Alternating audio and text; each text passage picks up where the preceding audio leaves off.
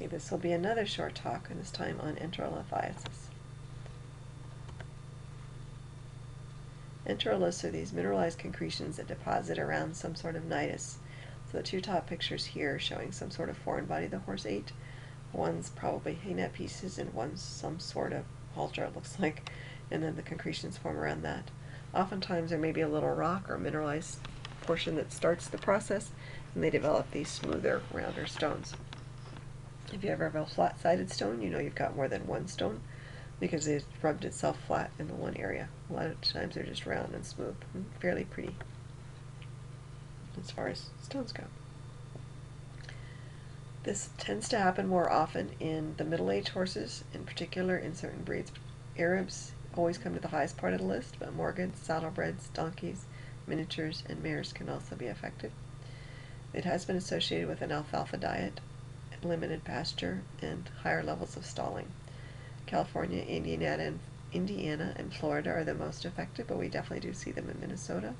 And I think it's associated with water that has a naturally high magnesium content. There is a greater risk factor if the horse lives on a property that another horse has lived on that's had enteroliths. Clinical signs include intermittent mild colic. I had one horse that colicked exactly a year to the day from a previous episode of colic. Pain after exercise as these things move around, and they can lead to acute severe pain as they become lodged in an area and are no longer moving through, but are now stuck, and gas and ingesta is building up proximal to them. I've always been told that you could feel these if you rectal horses on a hill. I've never been able to detect that myself. Our standard method of diagnosing is through radiographs, and there is a set series of films that we take to try to pick these up. You do need a large tube, and some horses will just be too thick. So exploratory surgery may be necessary to diagnose some of these. We did diagnose one on abdominal centesis as the needle hit the stone. Complications can include diarrhea and fever postoperatively. These stones can be found in the large colon, but often lodge in the right dorsal colon or in the small colon as the lumen is narrowed.